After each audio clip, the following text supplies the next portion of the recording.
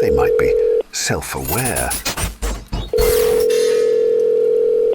Gary here, calling from a red box outside a dead Blockbuster because obsolescence finds obsolescence, I guess. Today on They Might Be Self-Aware, Lionsgate spent millions on AI and got 0 movies, while I'd make technically 11 intros. Jim Cameron says AI lacks lived experience. Buddy, I got too much lived experience and it hasn't helped at all. I'm down to 2 quarters spent one on this call and none of it matters. This is Gary. Enjoy the show. We're sorry. You have reached a number that has been disconnected or is no longer in service. Covering the savage journeys on the edge of AI civilization. It must be they might be self-aware. I am Hunter Powers, joined by Daniel Bishop, who feels like he should be wearing a pith helmet and holding a machete. I mean, we can make that happen. We're chopping away the little nano honestly. banana and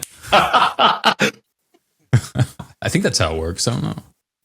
Okay, I had a different thing for the beginning of this podcast, but now that you said that, remember Google? Google, a long time ago, we all heard of Google. Google Veo, which I haven't talked about in a few episodes now because I hadn't been using it because frankly I forgot. I downgraded from the super expensive plan because I was not using it enough. But like right when that video editor came out and everyone's, oh, it's so exciting, it's so good. Veo 3? Yeah, Veo 3. I was using it as much as I could, which was, a few times a day. And then they said, Daniel, please cool it. Oh, man, was that you? Man, yeah, rocks. yeah. Man, that was a very fun one. I love that one. I showed that to several people. I don't even know how it came into my head, but when's the last time you went bowling, Hunter? It's been a while. I don't think in the last year, maybe 2 to 3 years ago. Sure. But you remember any bowling alley that you go to anywhere in America, you bowl a strike or a spare. And then there's the like cheesy animation that comes on of like the pins and they're all like dancing around and they fall over strike or spare. And there's like that 10 canned animations that they have. I went to Google Veo and I was like, make me some more of those. And I'd give it like these absolutely wild ideas. Like it's a bunch of pin cultists and they're sacrificing another pin. And that's like the split. And it absolutely nailed the generation of these. I had more fun making these bowling pin animations than any of the other videos that I've done with this thing so far. Because it doesn't have to look good.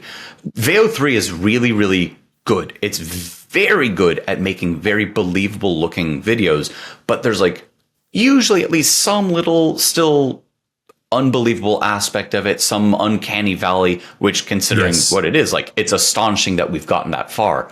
But then if you purposely say like, let's get that Toy Story level of animation, it doesn't need to look specifically like I put in like early 2000s bowling pin animation as like part of the prompt. And it looks exactly like it. It has that weird off kilter, like somebody coded it in like one day and there's like textures clipping through other textures. It's the best looking AI video that I've ever made. Not best looking, not like the graphics are good, but rather that it felt so much like the real thing. It's real. And I want that now in every bowling alley where it's just like, you can pick a theme or you can like Mad Libs it and then you get to see your own bowling pin animations like as you go.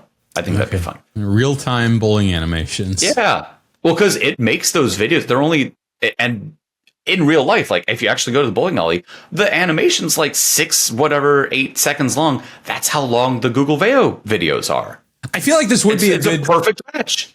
Like a really good documentary of you sort of traveling the country, going to bowling alleys to try to sell them on this vision, and you pitching them and wearing your bowling shoes and showing them the animations. Like, I feel like it would be a good document to see if you can actually like make this work. That's my suggestion for you. All right, we'll take it to Sundance. Well, for those who are, or we'll just make it on Veo 3. You don't have to make it super premium. They might be self-aware. We'll have the documentary, the docu-series.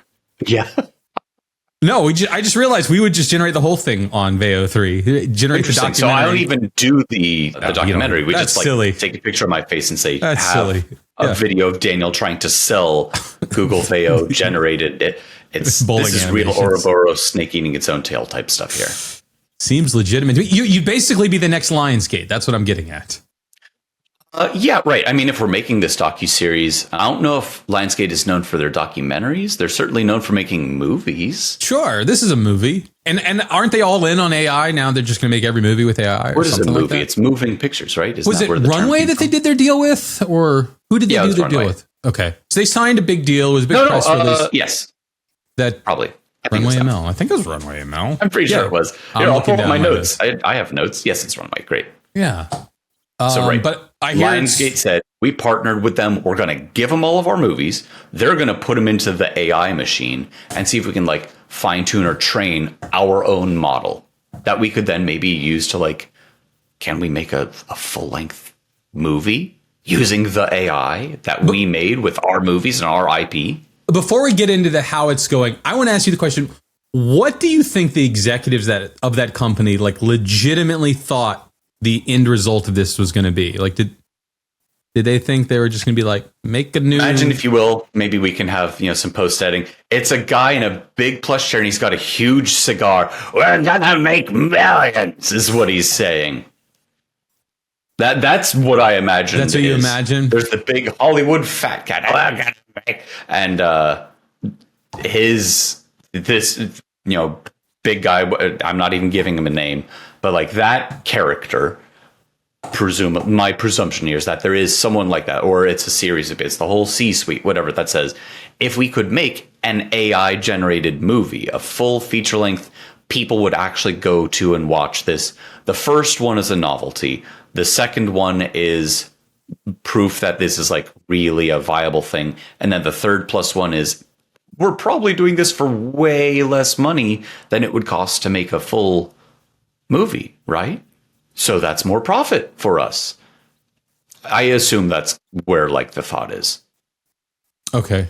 And how's it Like, going? I don't know. Maybe they're just doing it because they think it'd be a neat thing to do. How many movies have they made so far with this 0. Wonderful partnership? So far, big fat goose egg, 0. And there is some now publicly available information, some gossip that it's not going so well. Not only is it 0, it doesn't look like it's going to be 1.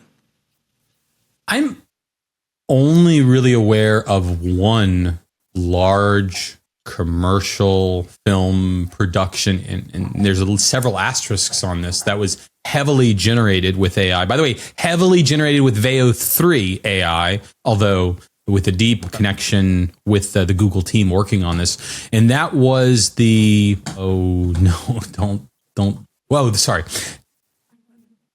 And that was the Wizard of Oz remaster for the Sphere in Vegas. So the Sphere, if you've never heard of it, it's kind of like a giant IMAX screen, except it is significantly larger than an IMAX screen, like 4 IMAX screens together. And it is, as the name suggests, sphere. It's basically half of a sphere that you are sitting in. So the vast majority of your field of view, 360 degree view, is it's not 360, but it's 180 because it's just half the sphere. But your field of view. So when you're looking, all you're seeing is you're screen. not in a sphere, you're in a hemisphere. So it's half of a sphere. It's 1/4 of a sphere. Where I'm getting less excited about this by the second. I'm down to 1/4 of a sphere. So what they did, they took the Wizard of Oz, which by the way was originally a black and white movie, and kind of like the latest version that's been colorized and remastered several times in 4K. But no, it wasn't. The Wizard of Oz, it starts in black and white, and then it goes to color after she gets to Oz. Was it shot in color? Yeah, it was like, I think it was one of the first. I always assumed it was colorized. I'm like a movie buff, but I'm pretty sure that it was like one of the first movies that like it starts in black and white that I thought, okay, part of it was in color. Daniel's laughing hysterically at me. Anyways, when you take the latest 4K version of this and put it on the Sphere screen, it takes up a small little square sort of in the middle of the screen. And what they did using literally Veo 3, although maybe a private version of Veo 3, because they were working directly with the Google engineers, is they painted in everything else which amounts to way more of the movie frame than what was originally captured. So that when you're watching this film now, and it is the full film, it's not just a clip from the film, you're sort of in that world of Oz. But they used what's called outpainting yes. then to say, here's the image. Now what would be around that, and what's farther than that, and what's even farther out than that. Yes. And it probably doesn't, for the most part, need to be like the only clip that I've seen of this, by the way, is the Twister scene. And you're in this huge thing and you see and they've got wind going in the sphere as well for you. It's a 4D experience or whatever. But that's correct. I don't think that it has to be super high fidelity around the edges of the thing, because you're looking at the movie part. It just happens to be more along the sides. I have a way lower tech version of this at home. Okay. I don't even have a sphere, but I've got what I will call, it's like a pale imitation of that, but it still is something along those lines. I have some Philips Hue lights, and there's like a thing for the TV that plugs into they have like an HDMI box, and basically it reads the color, I think, of like the outer part of the screen, and then paints the wall in color that is around like the average color of that part of the screen behind it. And it's a really immersive feeling thing. Like, it's obviously not more of the movie spilling out beyond the screen, but it definitely helps you feel like the color, the mood of what you're watching extends beyond just that frame. I think it's called the sync box. Yes. Yeah. I'm a big Hue fan as well. If you ever watch our video feed, you'll see some colors behind me. Those are all Hue lights. There's Hue lights everywhere in my house. I've been reluctant to buy the quote unquote sync box. I felt it would be distracting, but you're saying no, it really is. I mean, it's immersive. It's the opposite of distracting. Very much so, to the point where I had disconnected the sync box, like the actual light thing behind the TV. I have a couple of lights off to the side that were doing the colors well, and I missed having the other thing connected, so I plugged it back in. There's a couple of modes. One is like it changes colors quickly, and so if there's a lot of action, there's a lot of like splashes of color changing constantly. That was distracting. I have it on the either like middle or low mode, where it changes a little more slowly. It's not as often as well, and it really just kind of helps you feel like I describe it almost like a mood ring for the TV. Like, it just extends the feeling of what you're watching. You're just splashing more of that color that you're already seeing around the room. Love that thing. AI. I'm sure they call it AI, but like it's whatever. It's the average color close to where the light is, probably. Skip logic. So the Lionsgate deal, it's gossip, it's tea, but that Lionsgate isn't happy with the current output of it. They're not finding a lot of value in it where they had hoped to see a lot of value. They said that there's technical limitations. They said that there's copyright and legal complications. That part, I think, would be the biggest thorn in the side of like, because they could make, hey, we made some sort of movie and, it's something.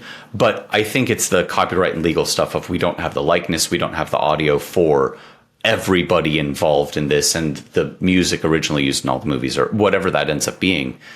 You can't just say, we, Lionsgate, took all of our stuff. We definitely have the rights to everything, chucked it into the machine, and got movies out. I was just looking at some of Lionsgate's top films, Dirty Grandpa being one of them. So they can't just make Dirty Grandpa 2. With as much as the world clamors for Dirty Grandpa 2. That was what the exec was saying. I'll make Dirty Grandpa 2. That's all of it. And of course, he's got the big cigar, right? You have to have it. I can't wait to see the Veo image of me with that cigar. So, I mean, we do. So AI tools are being used in commercial productions. They're being used in special effects. They're being used to do outpainting for. By the way, I think the Sphere version of. I forget the name of the stupid movie again. It's my Wizard of Oz. Wizard of Oz is on track to make $1 billion this year. It's insane. You just mentioned earlier in the show that you felt you're getting Toy Story 1 quality output, and that it's actually compelling on the video side. I asked for Toy Story 1 and I got it. And like that, because it's not Uncanny Valley at that point. It's purposely non-realistic. Whereas a lot of everything else I've seen for Veo 3 is like, look how realistic it looks. I'm like, okay, yes, but what if purposely worse looking? Because I'm thinking suspends the disbelief easier. kids cartoons. They kind of approach that sort of Toy Story 1 quality a lot. Absolutely. So it's your contention that at least maybe not on the audio side, but on the video side, the animation side, you probably could hack together I don't know what is Nickelodeon still a thing? I don't know where kids watch cartoons anymore. I think YouTube. Okay, YouTube. So there is a lot of AI generated YouTube. I'll use the term slop out there, where I think we were talking about like MCP servers earlier and what have you. I think that this is like we have all the animation rigging hooked up for our characters, and we can just like generate a scene, or we have our canned 40 scenes that we're going to use, and just make a script, put it together. It's going to be 5-year-olds watching it. Who cares? Let's get those YouTube views in. And like that can be just generated algorithmically very, very easily and have GPT-4 or 5, whichever, 3.5, frankly. Any of them could be just pouring out very quickly generated clips. Or so we could do like a new version shows of Adult Swim for 2025. Well, no, so regarding the Veo 3 thing, that's going to make something that looks new, that is fully bespoke, as opposed to what I've seen and heard about for like YouTube is it's like the same cast of characters. It's the same, like, you know, imagine any kids TV show, as you were just describing, that has the same characters with the same animation rigging and the same textures and the same whatevers. And so you could just mix and match a bunch of your assets into a new thing easily.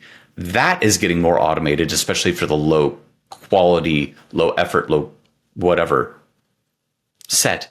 But if you said like, I want a cartoon, not something based on an existing thing, I'm not going to make 10 of the same thing, I want just a cartoon, I think that Google Veo 3 or tools very much like that will be able to say, I'll make you a completely bespoke thing out of nothing, quickly and consistently and easily and cheaply. Okay, so why is the Lionsgate deal not working? Is it just that their expectations must have been too high? They're trying to create Dirty Grandpa 2, and this is not the technology for Dirty Grandpa 2. This is a technology for new IP within a set of constraints, if you want to leverage it end to end. I think it's also like if you want to make an Avatar, for example, you know, the blue people in space Avatar, not the last Airbender. You're going to need that very high production quality. This is going to be a visual feast, as opposed to what I imagine is going to be some jank inherent to, as much as you try and recreate that scene over and over. It's never going to be exactly the same looking. There's going to be trouble with consistency across scenes as these things have generated them. And that's going to get better over time, for sure. But I think the primary problem that Lionsgate is coming up against isn't just the technology is not going to, because like they could make something that is more stylistically driven and purposely doesn't look like photorealistic or whatever to probably get away with some of the problems there. The problem, I think, is much more on the legal side, where is what they eventually make even copyrightable? A movie company doesn't want to make an entire movie to then have no rights to it.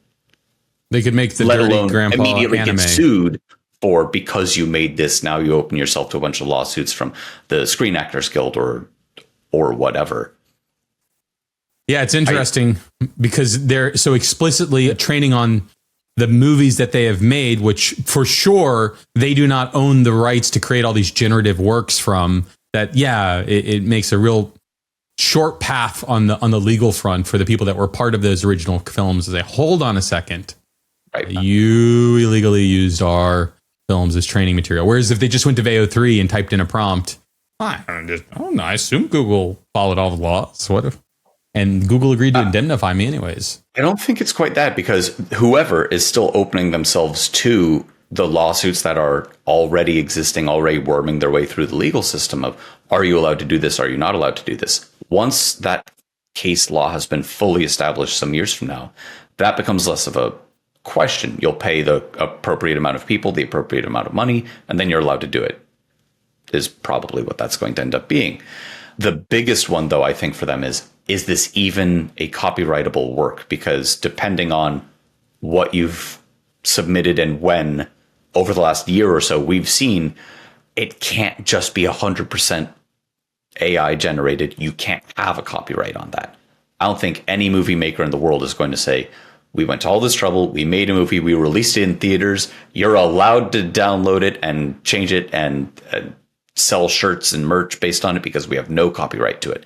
Nobody would do that. That's intriguing. Because my follow-up question was going to be, and I think you've at least laid out a hypothesis for the answer, was, okay, given your hypothesis that the technology really is there to be generating films and cartoons with a certain aesthetic at scale, why aren't we seeing it? Why is it so limited? And your sort of hypothesis there is that the legal framework for it doesn't exist yet. So large companies, Lionsgate, is not going to come out with 100 new films that they're not certain they can secure the rights to. I think that's... Not to mention they might get sued over. Not only do they not own it. About 75% of it, and I think 25% is the technology isn't there yet. And I'm not saying that like the technology basically is there. I think there's enough trouble of these things will make 6 or so second clips, and it's hard to make them fully consistent across. I've been seeing plenty of like, here's a collection of people who are making AI videos, and you can put together clips that are like getting more consistent with character and with, the scene composition and so on. But it still has that aspect that you're hallucinating, shall we say, an entire scene every time. It just is more often looking closer to the last thing that you'd seen.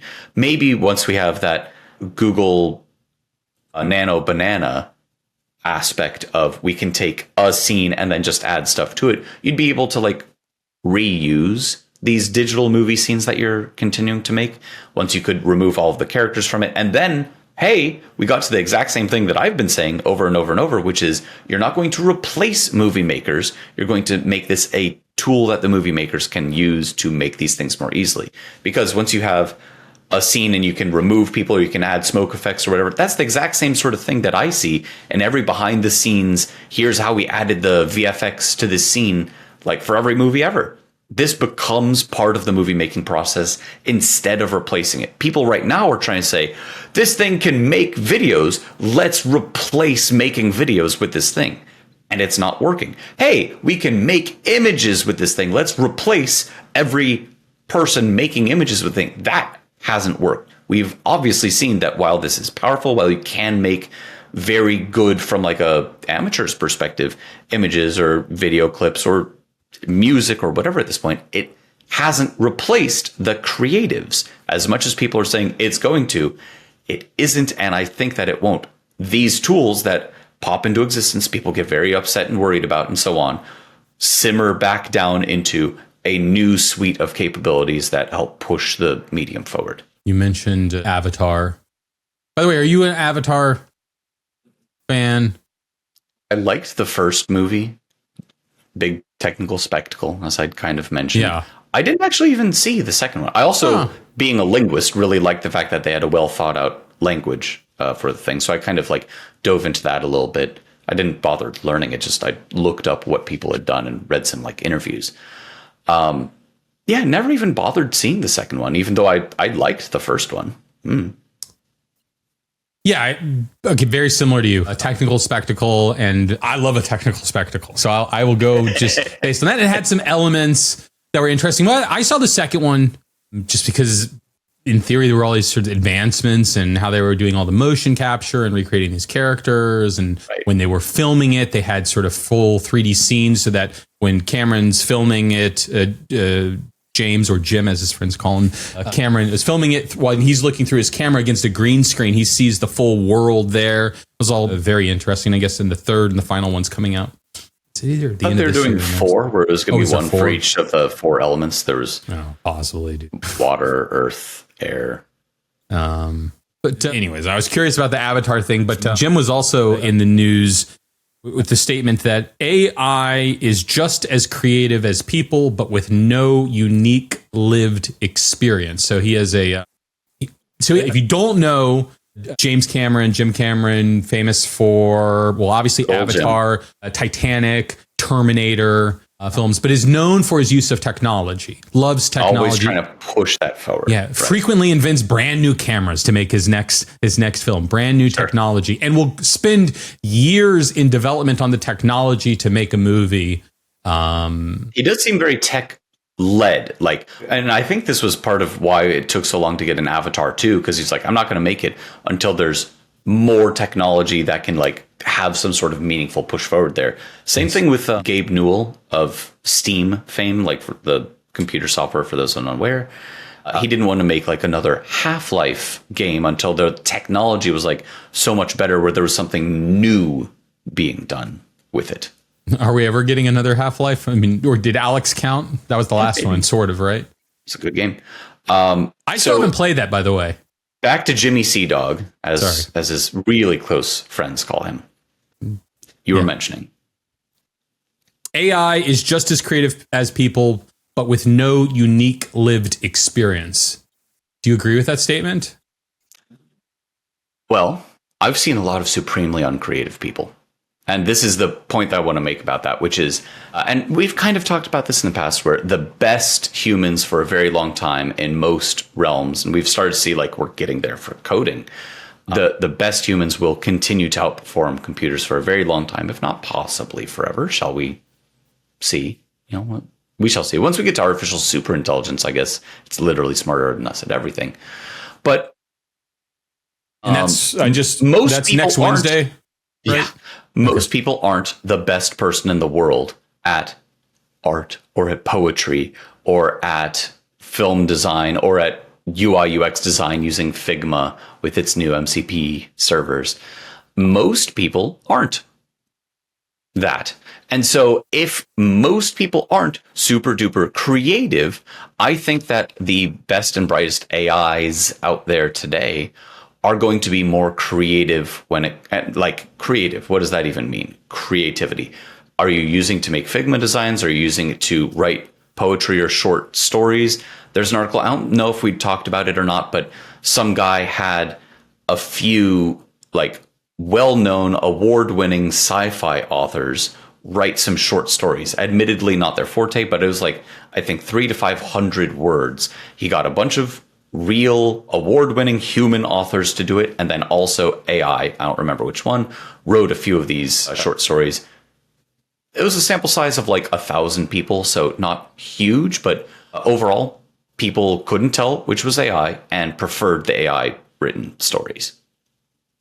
That bodes poorly for the is AI creative, more creative than people scale thing. So I don't even know about that has no lived experience. The AI, whatever, GPT-5, any of them, they've been trained on all of the data that they can get. As long as someone can write about what their lived experience is, the AI knows how to describe what lived experience looks like in any given context that it can see, and unseen ones as well. And it's more creative than a lot of people, or at least quote unquote creative in a way that people tend to prefer in a blind test. So I disagree with half of that, in that I think it is more creative than people and can at least fake lived experience. Well, Jimbo has taken although maybe now becoming slightly more mainstream, side that the film industry should be embracing a lot of this generative AI technology. And his point is that, and he knows because his films are ridiculously expensive to be made, that so many stories don't get told because they just can't get the budget that's needed to power the special effects to tell the stories that us humans have to tell. And that it's through embracing this technology that more creativity is enabled. That absolutely we're lowering the barrier to entry. So now way more people have access to telling stories through this visual medium of film or video, whatever you want to call it. Hard agree with him on that. The same thing for coding. People who aren't programmers can now make software. If I had an idea for a program, but I don't know a lick of coding, you can make that program now. People who aren't programmers can do programming. People who aren't UI UX designers can now interact with Figma and say stuff, and it'll help make the wireframes for your page or whatever. People who can't afford VFX artists or are Forget Lionsgate and like actual movie producers. What about student filmmakers or just some kids screwing around? What if they want to make like a little short film? Being able to make a short film or add effects into it or whatever, these kinds of tools are becoming way, way more available for people than they ever had been before. This is the promise of AI made manifest, which is it will empower our ability to do creative tasks that might otherwise have been out of our reach. More of them. More indie films will come into existence. More songs that are, yes, made by AI, but like with a human at least at the helm of some sort. More creative media will exist because of generative AI. And that's a good thing. I think so. There's always been bad writing. It's just the invention of the printing press made it a lot easier to have more of it out there. And then the internet, where you don't even have, don't have to print up paper to get your ebook out there. Self-publish a bad ebook. Now it's out there, and you could have millions of copies of it Millions out of there. books. Right, it's bad. There's a lot of bad ebooks out there. There's going to be a lot of bad student films. There's going to be a lot of bad AI-generated music. There's also going to be good versions of each of these things out there, and some of those good versions of those things couldn't have existed without these new tools. But that's our fear, that we lower the barrier of entry so much that there is no barrier to entry and you don't even need a human anymore. And it's just the AI is constantly generating a million new blockbuster films a day, an hour, a second. And at that moment, what purpose is there for I as a human to also make one? Because it's already been made or will be made, or it's made 10 times better before I can even stop to think about it. So People like to make stuff. What's the purpose? Yeah, we're creative beings. We like to make things. And just because AI could make one entirely on its own, or could be one of the tools that you use to make it, doesn't mean that you should stop trying to be a creative person yourself. Similarly, like, I make sure that I do at least some of the programming that I do, because I don't want AI doing all of it. Not for like fear of the copyright type stuff or anything like that, but rather that I want to be the one who's helping make these things. And I don't think that if you were to give a filmmaker a magic button that says make an entire film, they wouldn't give that to Wes Anderson. He's going to be like, why would I do that? I'm going to make films because it's the passion for the thing that I do. And even if you could have a million new blockbuster type movies made per day, there's only so many people, there's only so many slots at the theater. Like, there is a filter that exists by default. You can't have everything all the time. There has to be a smaller amount of, this is the media that's going to show in the theaters or on the TV shows, or is bubbling up to the top of the charts for music. Well, I do think that humans will always want to, at a minimum, in addition, consume media that was created by humans. Like that is novel enough on its own. Yeah. You mentioned Wes Anderson, another one of the Andersons, P.T. Anderson, Paul Thomas Anderson. He's got a new film coming out, I think, called One Day After Tomorrow. But one of the big things about it is it was shot in VistaVision, which is an older film format. It was shot on film. And while I'm certainly not everyone, there's a large swath of people who want to go see this movie because it was shot in a more old-fashioned way on film cameras with this. Right. Yeah. And why do we want to see it? Because of the effort and the labor that went through to try to capture this story, and the human effort, independent of the story that's being told, of the final product. We want to experience the outcome of the human effort. There's a reason why people buy Amish-made furniture instead of literally everyone, just going to IKEA. Like, I need furniture. I might as well just get the cheapest, most mass-produced, whatever. Yeah, no, some people want the high quality or the craftsmanship or whatever. There's a reason why. We were talking about mini documentaries earlier. My favorite mini documentary is of this guy. He's got to be like 120 years old or something. He's in Japan, and he makes shears for bonsai. And each pair of shears is like $10,000 or something. It's an insane price for a pair of scissors. And me looking, I'm like, well, just buy some friggin' scissors. Why wouldn't you?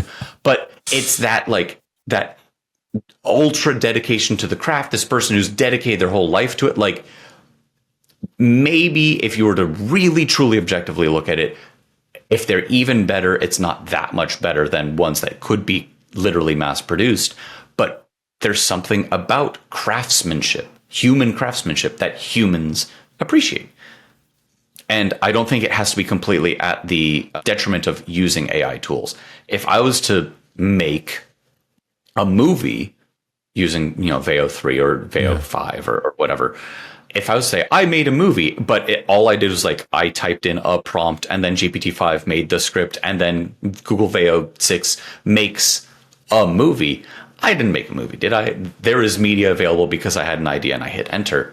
But if you see like, I'm a student filmmaker and I'm trying to become like a big boy real filmmaker someday, and I wrote the script and GPT-5 helped punch it up a little bit, but like, this was basically really me. And then I directed, because I'm trying to get my directing class credits, like I directed people and then we used Veo to add in VFX and so on. Like you can use these tools and still be the person who's being creative, I think.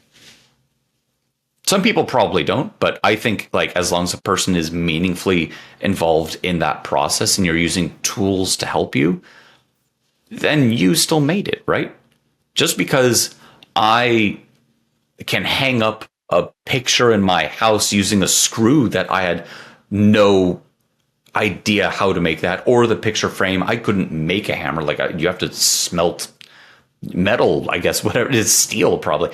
I couldn't make any of the aspects of what I put up, but like, oh, I have this art up on the wall that my daughter drew at school. Mm-hmm. She made the art and now it's like hung up, but she had very, very little to do with like the presentation of like the end result of it. It's still art that she made at the end of the day, right? So you're saying to all of us humans out there that we still have a chance.